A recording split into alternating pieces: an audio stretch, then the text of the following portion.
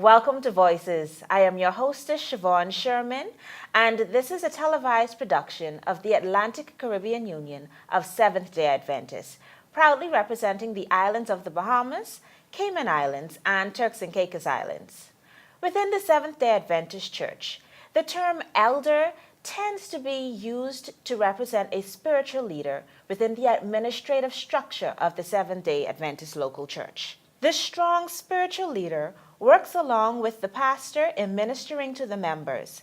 According to the Adventist Church Manual, in the absence of the pastor, elders are the spiritual leaders of the church, and by precept and example must seek to lead the church into a deeper and fuller Christian experience. Given the importance of the elders' leadership role, the ministerial department of the Inter-American Division has been intentional about equipping and training the local leaders.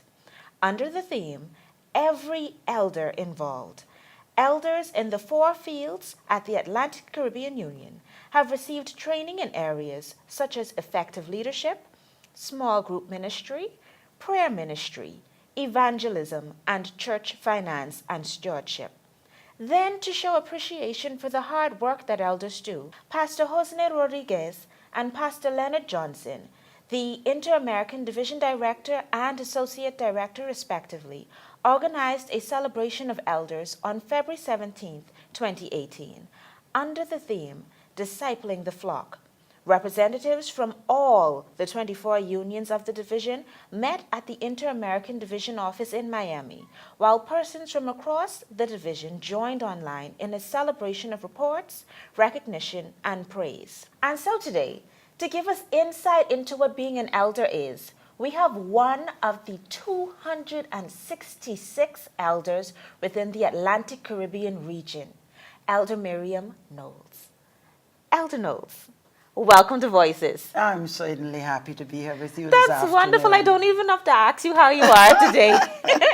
So, you are here to discuss the role of elders. But before we even get into that, just tell us a little bit about yourself. Okay. I was born in Jamestown, Eleuthera. Oh, JC. And I was adopted by the Anderson family.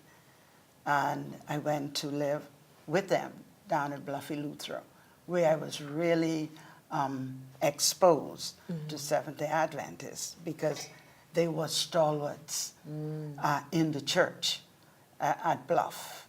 And so I really grew up in the church. And you know, if you know anything about family island life, you learn to do everything. Yes, ma'am. Okay, and so I learned to do a lot of things in the church there. You know, you're young, but the Lord can still use you. Yes, ma'am. And the Lord really blessed me. I am proud of my gifts that I have to assist the church, and I use them well to the honor and glory of God. Well, amen. That's the way to start this off. So, Sister Knowles, can you advise, how long have you been an elder? Now, I've been an elder for a little over 20 years. Oh, my. A long time. Wow. You're just beginning, though. That's right. So, I can say as a young woman, it's a powerful thing to see you sitting here and having served that long in this position. And so, just for my benefit and those who are not familiar, how does one even become an elder within this church? Interesting. God calls you. And working along with the pastor in the church, many times they are so correct.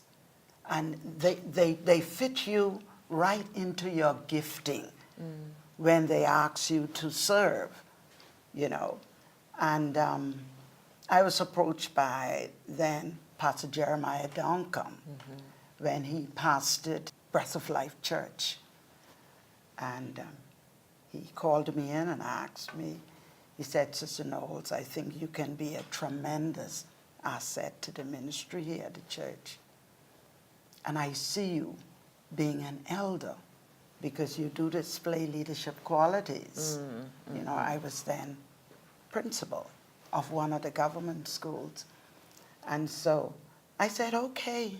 I say, if you see that in me, I want to use my gifts.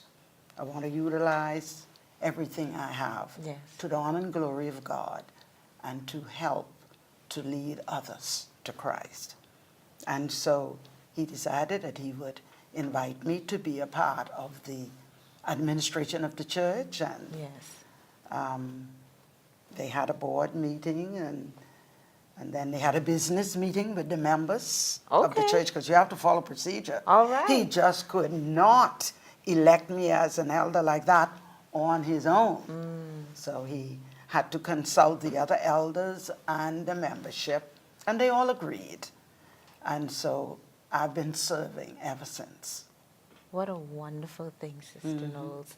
And so I listened to you intently, and one of the key things that you brought forward was the fact that you feel as though Pastor Duncan would have seen leadership That's right. within you. And you have some skills, you said, that you would have brought forth and everyone within the church would have seen. Right. And so with keeping all of these things in mind, what are the functions of a leader? The functions of a leader are many. Well, an elder, more An elder. specifically, yes. And I would not change my sentence. There are many. Because working along with the pastor, you know, it's a wonderful experience. And I like when they have elders meetings, because you can discuss, you can evaluate the services in the church, you can assess the needs of the church.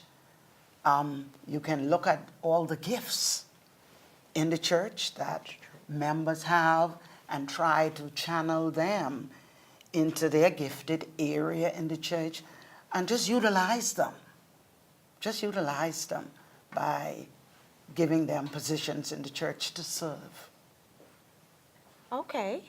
So you said that those are the main functions, and then you also said, as it relates to you, you were elected. Right. And so does this election hold only for a specific time period, or if you're not, let's say, voted again to serve in the upcoming year, do you stop being an elder? Oh no, once an elder, always an elder. Those administrative qualities in you are inborn, and you don't ever get rid of them. So even though the pastor or the congregation may see a need to relax you a bit by sitting you down and choosing someone else, that does not prevent you from making your contribution to the well-being of the church. So I personally won't be stopped if they had to ask me tomorrow to step down. Why would I stop? They still need my gifts. exactly. They still need my gifts, and I am willing to serve, with pleasure, Yes. without any remorse, without any fuss at all. I'm there to serve. This is really wonderful to hear. I truly admire that spirit that That's you have. right. I will serve in the church as long as I'm asked, even it's unofficially. Well, whichever church you are to, Sister Knowles, I hope they are paying attention, because no matter what you say, you are going to serve. Oh yeah, that's right. That's right. So, just a quick question. What have been some of the most rewarding experiences that you would have had in your ministry thus far? Because as we agree, you are just beginning. That's right. Well, I've had wonderful experience.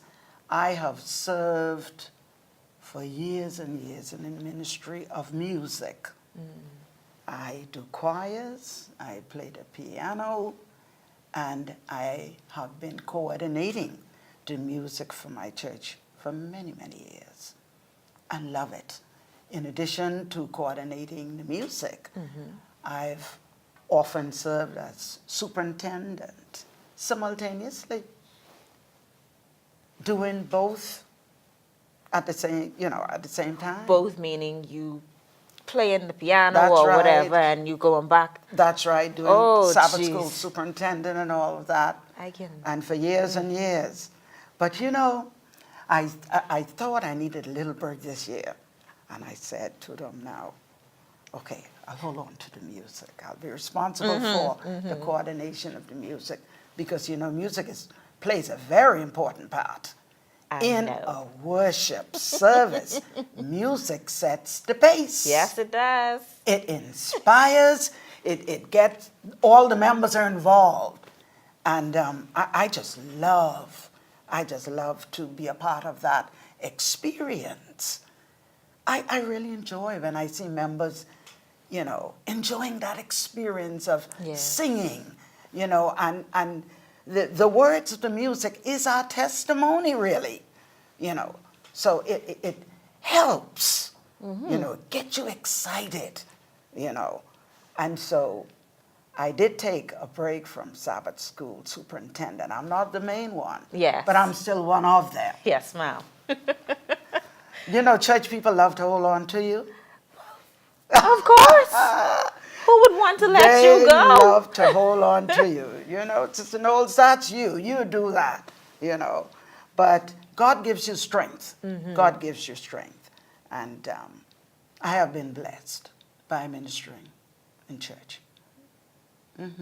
Yes. Yes. Oh, I love goodness. it. I could tell. And it's genuine. That's right. That's what I love about you right now. It's really genuine. Now, I just have a quick question because obviously there are some persons who may be watching and saying, oh, this is a lady speaking about being an elder. What does she know? All right. And so I just have a little question. Okay, just a little question. Yeah. Is there anything different between you being an elder as a female and someone else as a male being an elder? I don't see the difference.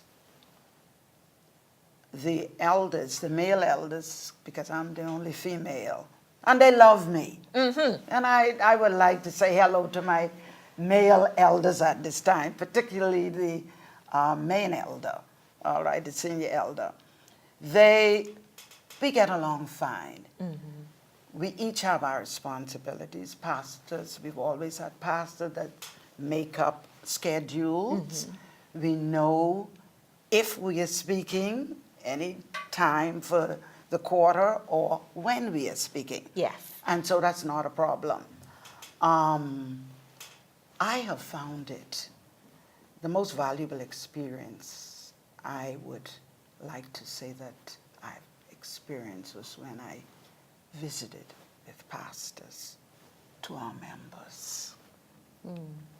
And like you asked if there's any difference, I think I play a special role there as a female elder because I can really get more personal with the females of the church. Okay. Whereas a pastor might be reluctant to discuss or to go in certain areas of the female member's life, okay? Yes. But I enjoy visiting with them to see how we are received when we go to the homes of our members. And so when the male elders can't reach the females, here I am, Yes. little servant. I can very easily connect with the females. And you know, not saying that something, it's awful, but there are always more females in a church than males. Oh, so there's a great need. There's a great need for the female aspect of the eldership. Wonderful. So what I'm hearing, most importantly, is there is no difference, and we all serve a great purpose. That's right. Irrespective of the gender. And they treat me like a queen. Yes. They treat me like a queen. Let's end on that note. Ladies and gentlemen, we will be right back. Please don't go anywhere. We will be right back with Sister Miriam Knowles talking about being an elder within the Seventh-day Adventist Church. Please stay tuned. Every day, our actions and our hearts should reflect the love of God. Paul reminds us in the book of Hebrews that we should not forget to do good and to share God's love. for with such sacrifices God is well pleased. What if instead of seeing church as an entertainment outlet, we used it as a training ground to do something bold, something worth living and even dying for, just like Jesus did? Christ has called us to love one another and to be each other's keepers. The time we take from our daily activities to share some food or water with our friends and neighbors will put a smile on their face. This is the lifestyle we are called to lead. We need to be relevant to our communities. How many of us will jump with joy when Jesus says, "For I was hungry and you gave me food. I was thirsty and you gave me drink. I was a stranger and you took me in"? It was Mark Twain who said, "Kindness is the language which the deaf can hear and the blind can see." That's what Global Youth Day is about, committing to sustainable acts of kindness that will impact people's lives, some short-term and some long-term. On March 17th, 2018, millions of Adventist youth around the world will unite to be the hands and feet of Jesus as they organize food and water drives around the world. GYD 17 was the highest digital impact the Seventh-day Adventist Church has ever had, and GYD 18 will be even greater. This is also the day when we will begin an intense 8 days of life-changing prayer-centered meetings for youth and young adults. Youth Week of Prayer is a time to recharge and refuel spiritually. This year's focus will be leadership. Help your youth group grow and develop leaders for today and tomorrow. Please visit our website, gcyouthministries.org, to get information on planning your events. Together, we will take up the cross and let Christ be seen throughout our actions. Global Youth Day brings us together as champions for the cause of Christ. Seize the moment. Preach through your acts of kindness. Please join us for hashtag GYD18 and hashtag YWOP18. Be the sermon. Welcome back to Voices. I am your hostess, Siobhan Sherman, and we have been having a wonderful discussion with Elder Miriam Knowles. Sister Knowles, you would have ended on visitation. And so I just want to hone in a bit more because I recognize that visitation is a vital part in ministry. And so can you just tell us how it has helped you grow as an elder? Well, it has helped me grow in a significant way in that as an elder, you know, the elder works with the pastor, okay? And many times the elders have to be eyes and ears for the pastor. And so even though he does visitation, he likes to invite me sometimes to go with him. And many times I have invited him to make a visit, even if it wasn't on the schedule. Okay. But he listens, and you know, it's nothing like having a pastor who listens. Presently, my pastor is Pastor Dennis. I was going to ask. A tremendous listener, okay? And so, when I see a need for something, or if a female or male approaches me about a certain matter, and I will always ask their permission. Would you like for me to mention that to the pastor? I think that's good, you know. And sometimes the males would say, no, I'll handle it. But usually the female would say, yes, Sister Knowles, mention it to him. I really need a visit. And of course, it's so important to touch bases with the members, and for want of a better word, on their turf. Because you could never completely sort out matters during church or after church. It takes too long. So you make an appointment and go to the privacy of their home, and they just love when pastor come to their home. So to those of you who are pastors out there, just remember it's very important to do visitation to your members. it shows that there's some extra love Yes. for them when you know, put yourself out of the way to go to their homes and look for them. Yes. See, now I like how you're talking like that, Mm-hmm. Elder Knowles, because I need you to tell me a few things. Now, you Right. made mention of Pastor Tanis. Yes. So you said he's a good pastor because he Yes. listens. Mhm. And you made mention of this senior elder somebody. Right. Who is this person? Elder Sands Elder is my Sands. senior elder Okay. Which at church? Redemption, Oh, Seventh-day okay. Adventist Church of Hannah Roll in Fox Hill. Ah, that's your Yes, church. that's my This is church. the great church that That's you've right. been holding it as a secret this entire time. Listen, well, you know, I've moved. This is the second church.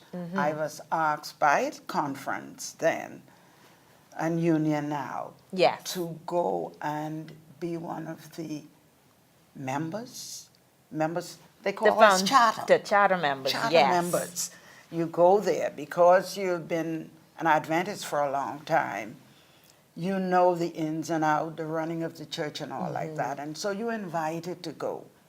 I was invited as a charter member to go to Breath of Life on Marshall Road. Yes. And then when we had another crusade, I was invited to go to Redemption. Redemption, where you are now. And so I can help the members to, you know, encourage them to be there for them. Yes. They're new in the faith. So many times they have questions that they need to ask and, you know, things like that. Help them to settle in. Yes. You know, God's people. Just help them serve. to get comfortable. Yes, you you know, do your part and, as you can. As an elder too, we encourage pastors to, especially with the most recent training that we have had, to encourage every member to become active in whatever area they can. You know, I agree that many of them are still looking to see where their gift is, you know, but we had a major session on your gifting in the house of God. Powerful and dynamic. And a lot of the members have discovered where their strong areas of ministry is. Yes. Now, Elder, you would have made mention that you are from what I just love to call Pine Land. All right. But it's also known as Eleuthera. That's right. Yes. So you said that I think you would have been visited or adopted by. I was adopted by You would have the been adopted by the Andersons. Anderson family, and you said that they are Stalwarts stalwarts. in Yes. the church. Now, how did this impact your life? Greatly, significantly, because when I was adopted, I was a Baptist, okay? So I visited the Baptist church Yes. in Jamesiston. When I went to Bluff, in fact, I missed a step there. I was adopted by the Brother Anderson's father and mother, and they were like in their late 60s when they adopted me and took me down to Bluff. And, you know, nature played its role. Both of them eventually died. Yes. And so their son, Horner Anderson, and his wife, Laura Anderson, adopted me. And I just went, because they were living next door to each other, you know how it is on Family Islands.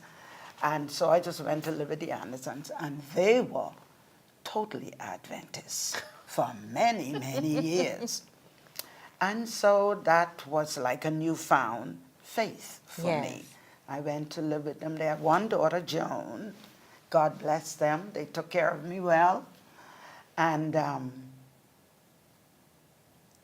I was visiting church with them. And very shortly afterwards, I asked for baptism. Wow. Because I love their way of worship and keeping the Sabbath holy. Wow. And so we became active in the church. Joan and myself, we sang together. Both of us learned to play the piano because Sister Anderson, she was queen of the organ, and so we learned how to participate and how to minister in church at a very early age. And so that brings me to offer her another congratulations because they honored her last weekend here in Nassau. They brought her down and they honored her for the long years of service. Mm-hmm. She's 100 years old. Wow. And still the treasurer of the church. And still doing many things.